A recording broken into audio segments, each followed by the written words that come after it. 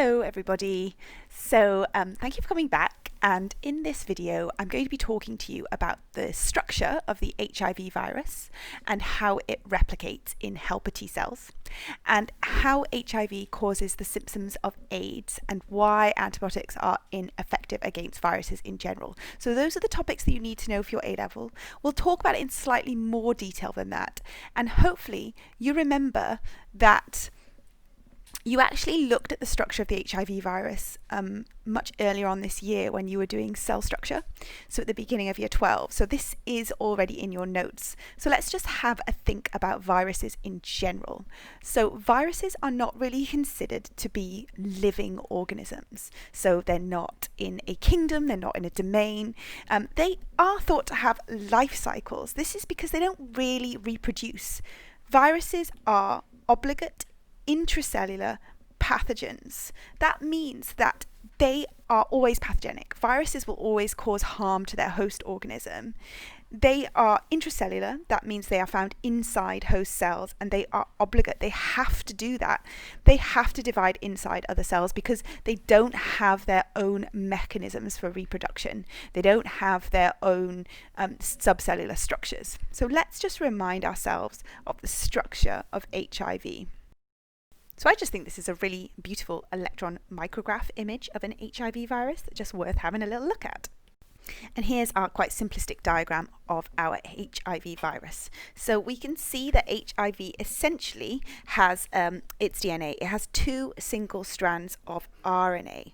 So HIV is a retrovirus. That means that it has RNA, not DNA inside it, and we know that RNA is single-stranded, not double-stranded. And these two strands of RNA contain 9 genes in total, so it's super simplistic.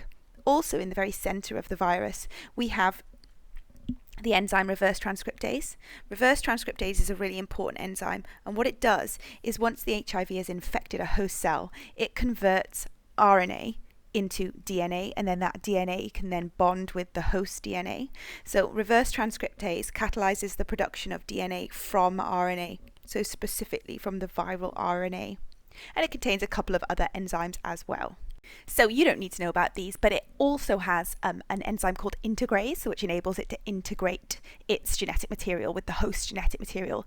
And it also has an HIV protease, and that HIV protease essentially is able to cause the production of the protein coat later on in the life cycle of the HIV. So we see then, after we've got the genetic material, we have got this protein layer, this capsid, which all of the genetic material is contained within. Then further out, we have got a lipid bilayer. So this lipid bilayer is actually taken from the host cell membrane. So it's a phospholipid bilayer, just like you'd find in any organism. So we've got this lipid envelope around the virus. And embedded here are attachment proteins. So when we think about these 9 genes, most of these genes are coding for these attachment proteins.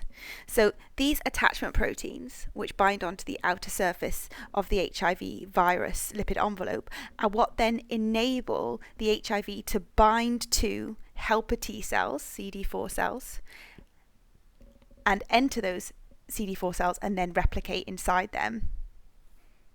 So let's just take a look at a couple more lovely pictures. So this is a gorgeous electron micrograph image of HIV viruses being exocytosed, so fusing with the cell membrane. Can you see here we've got our HIV virus, and then it's moving towards, it fuses with the cell membrane and it leaves. So it takes the host cell membrane with it and pops out to form viruses, and embedded in this lipid envelope will be all of the attachment proteins.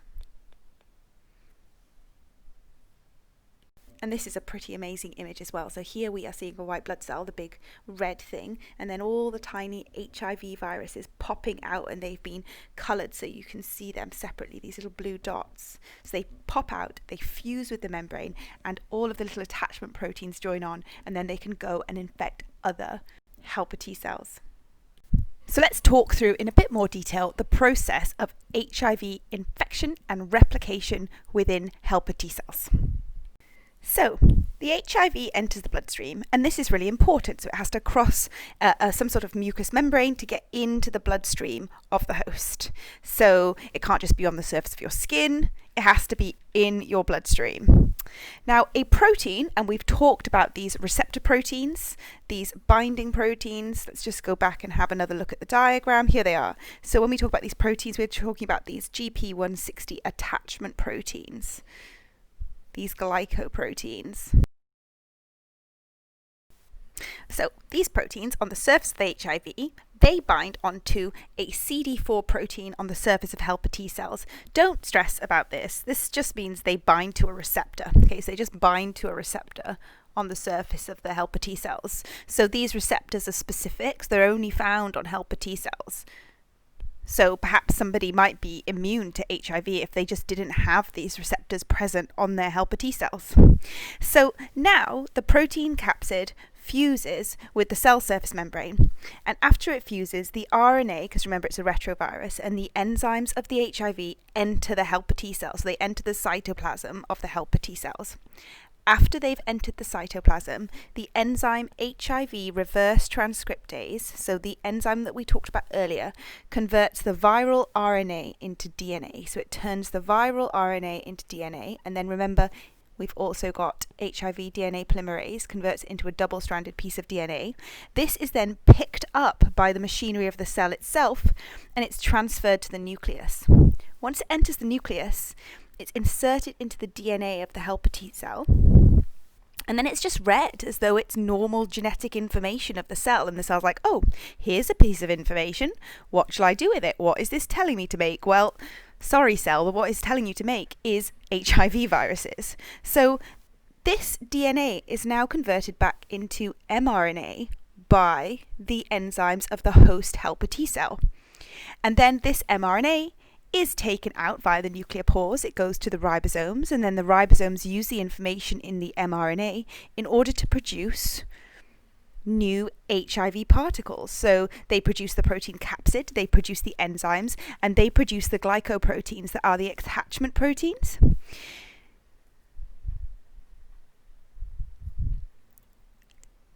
These things, the HIV RNA, the attachment proteins, the protein capsid, form a HIV particle which then moves towards and fuses with the cell membrane of the helper T cell.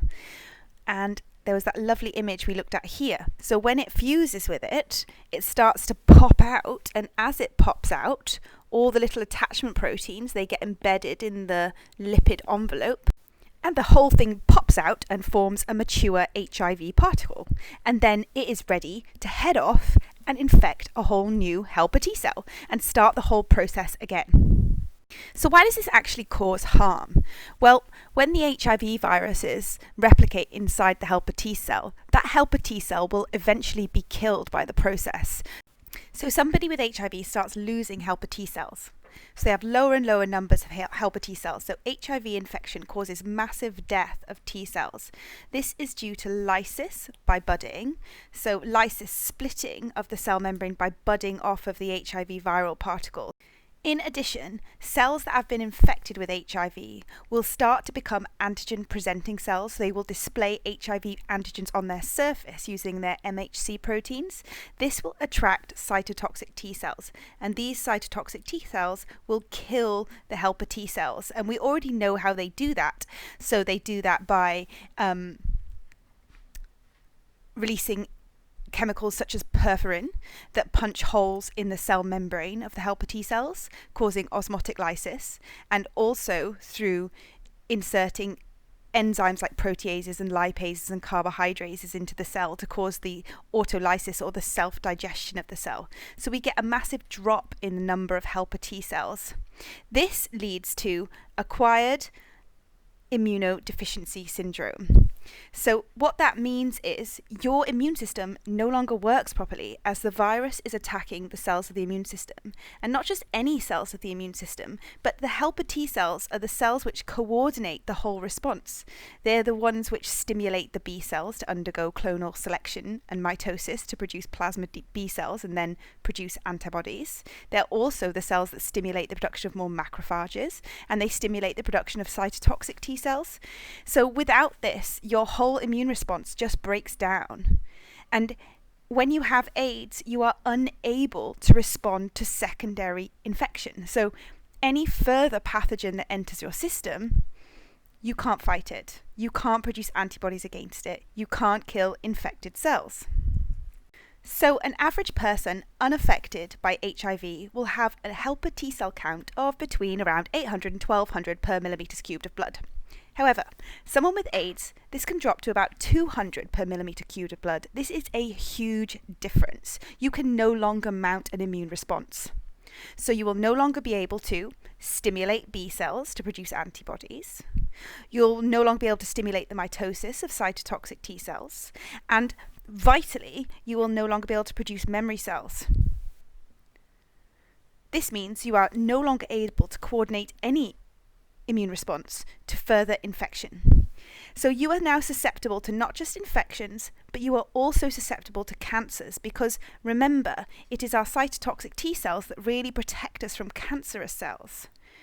So people with HIV, they don't die of HIV, they die of secondary infection. So they're just much more likely to die of anything that they become infected with, the most common being TB.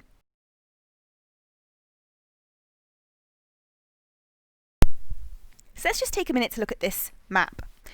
Now this data is from 2017, so it's already a little bit out of date, and I can't stress enough that whenever you look at data, you need to look at the source of that data, who wrote it, what evidence did they use, and when is it from? Like, is this modern, is this relevant data? So here we're just looking at prevalence by percentage of HIV among adults aged 15 to 49 in 2016, and this data has been gathered by the World Health Organization, so we can trust this data.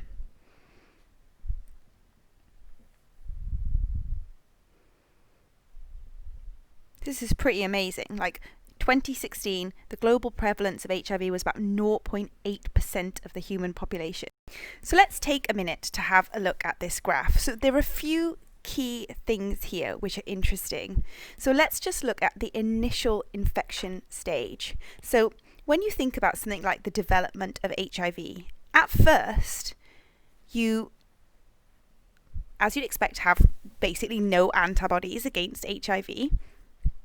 You get infected with the virus. The viral load increases rapidly as the virus replicates inside your helper T cells, and shortly afterwards, you start producing antibodies and your antibody load starts to increase, and you're kind of fine for helper T cells. The HIV virus hasn't killed that many helper T cells yet.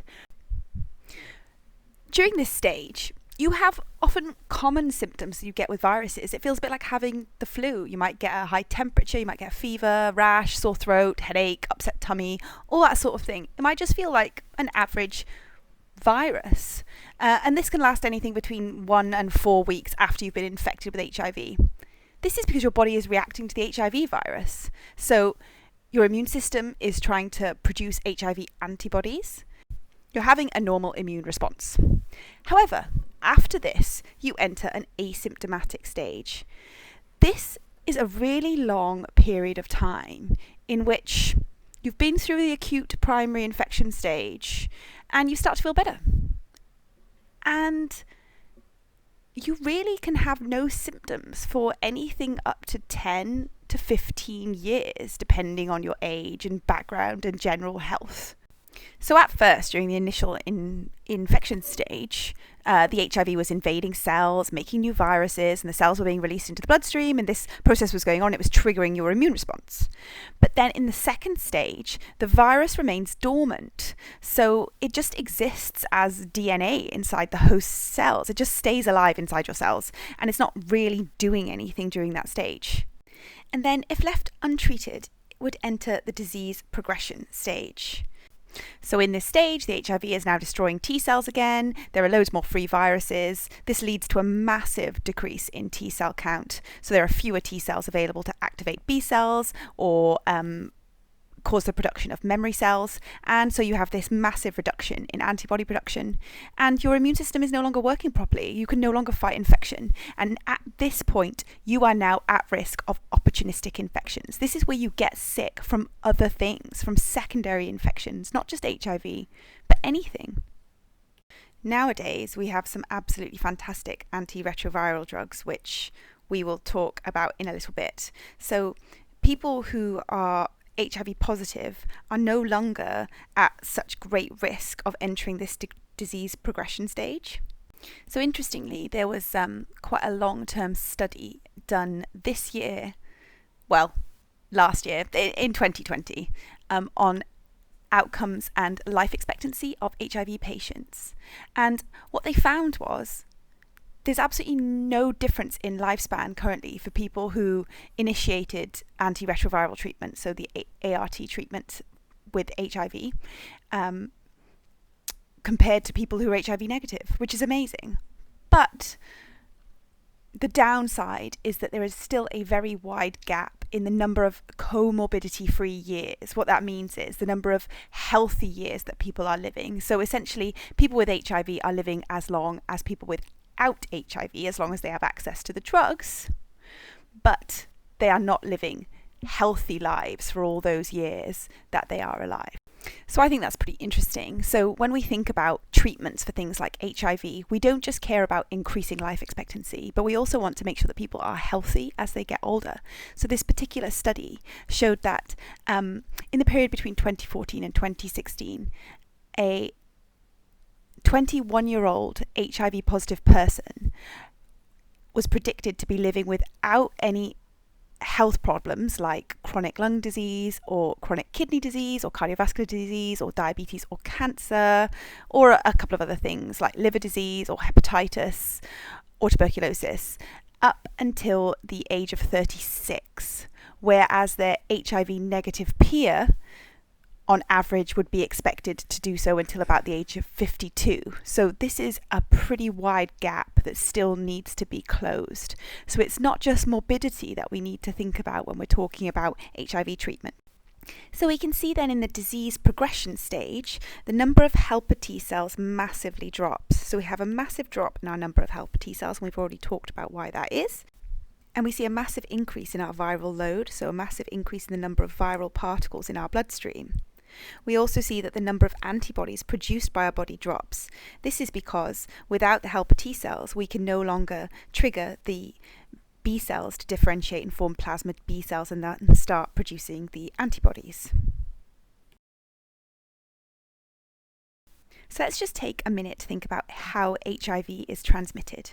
So HIV can be transmitted essentially across any mucous membrane. So it can be transmitted by sexual contact, so unprotected sex, and it can also be transmitted through mother-to-child transmission. So an HIV positive mother could transmit it to their fetus during pregnancy, during labour and delivery, and during breastfeeding. Amazingly, now, I mean, this is from 2011, so this data is old. So, it's even better than this now. 98% of HIV positive mothers who are taking antiretroviral drug therapy give birth to HIV negative children and do not transmit HIV through breastfeeding. So that is pretty incredible that a woman that was HIV positive could go ahead and have a normal, healthy pregnancy and produce an HIV negative baby, which is pretty fantastic. So I thought I would just show you this a little bit, just a couple of facts. You don't really need them for your A-level, but it's definitely worth knowing.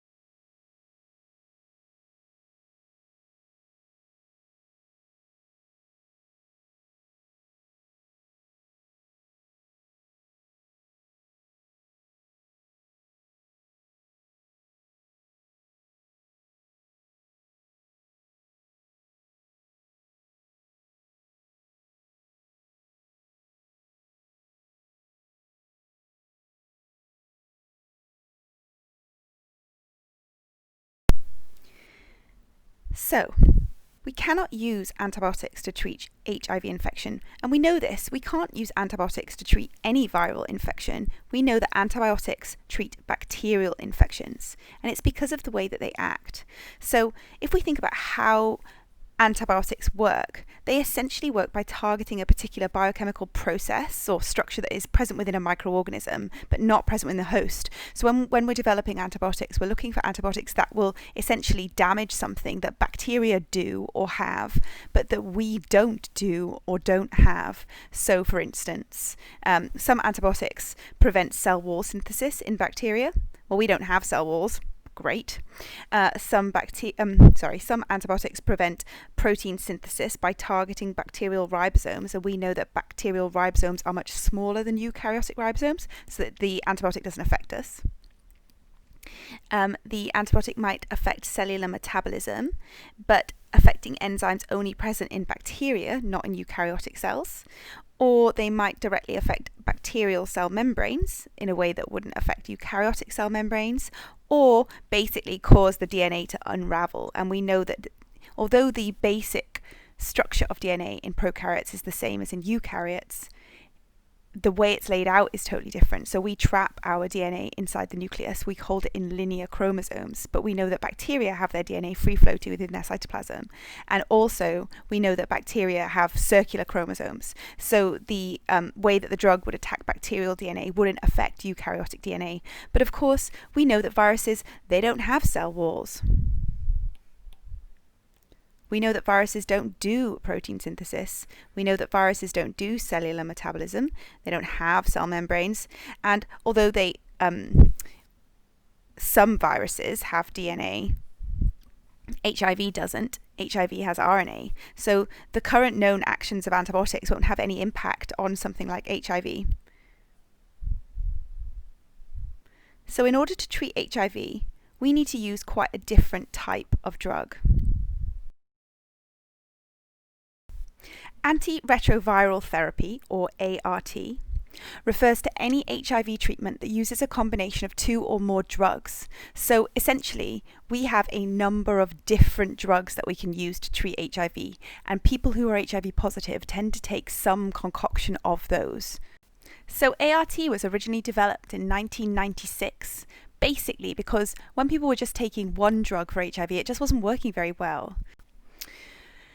They found that antiretroviral therapy has a twofold effect on the body. It increases the number of immune cells while also decreasing the number of virus cells present in the body. So let's just have a think about ways in which ART might work. So one drug that people might take are reverse transcriptase inhibitors. So by taking a reverse transcriptase inhibitor, the reverse transcriptase enzyme is not able to act, and therefore when the HIV virus injects its RNA into a host cell, that RNA cannot be converted into DNA, and therefore it will not be taken up by the host cell. The HIV virus is not able to take over the host cell, and you won't be able to make more HIV viruses to burst out, kill the T cell, and infect new ones. So reverse transcriptase inhibitors don't prevent an HIV virus from getting into the cell, but they stop it being able to do anything once it's in. We can also use protease inhibitors. Protease inhibitors prevent viral replication, essentially because they bind to viral proteases.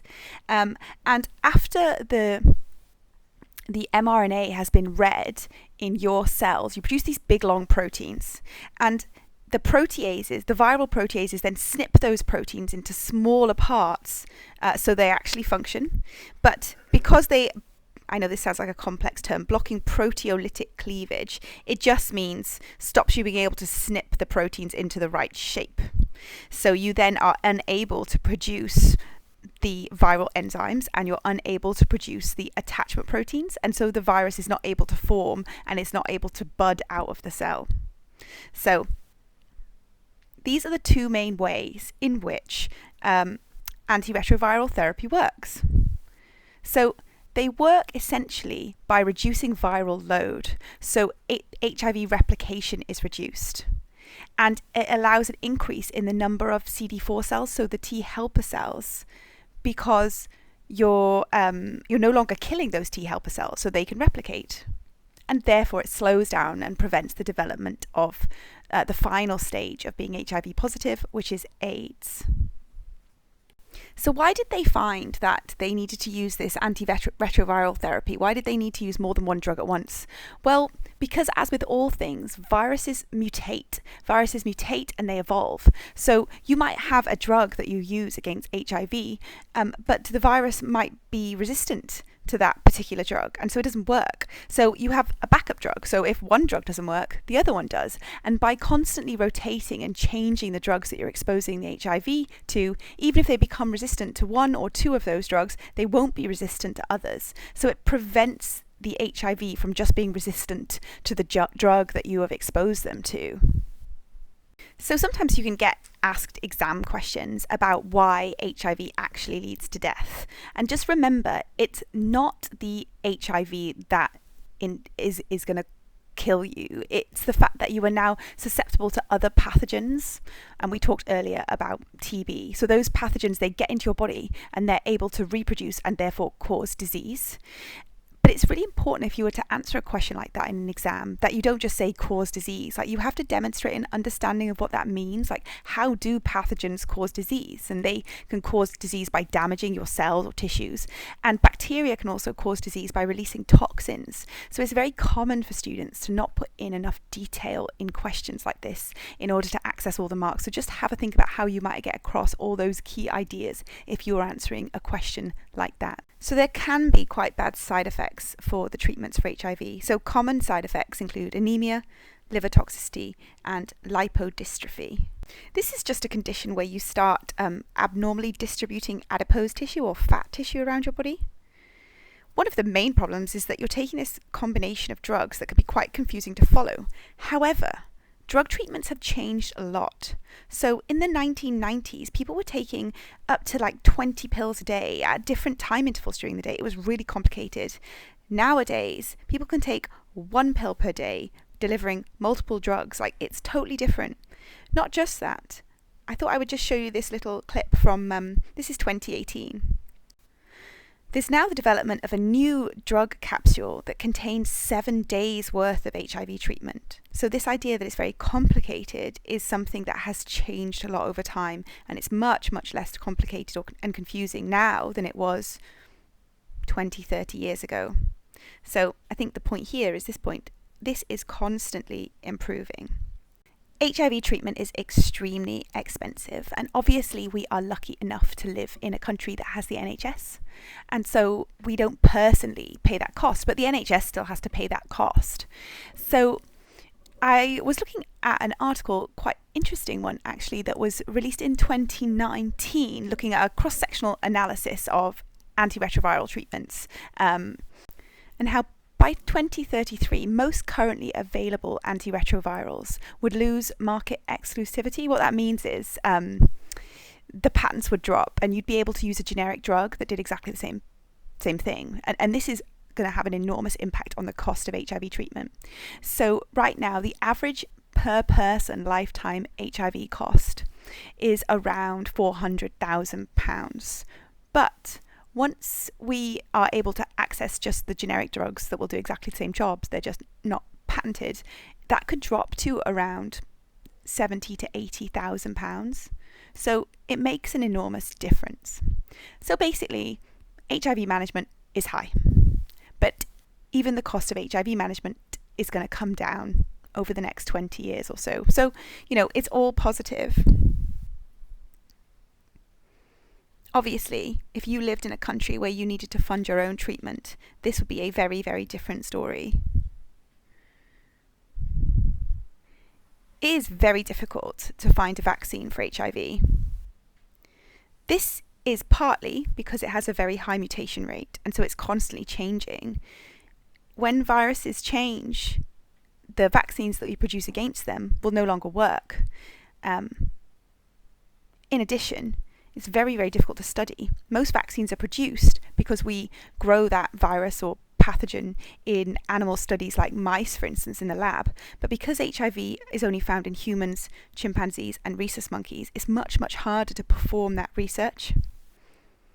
There's a great video on TED Ed that I would also recommend that you watch on this one. So I would definitely recommend watching this one.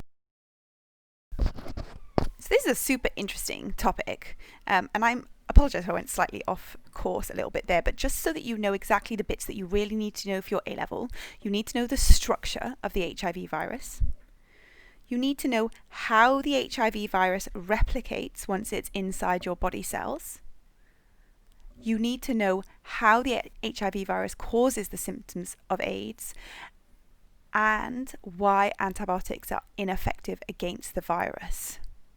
You also need to know about ART, so antiretroviral treatment, and how that treatment can be effectively used to treat people who are HIV positive. So well done for listening to all of that information, and I will speak to you soon. So thinking about diseases and HIV isn't always the most happy and positive thing. So here's a happy little kitten.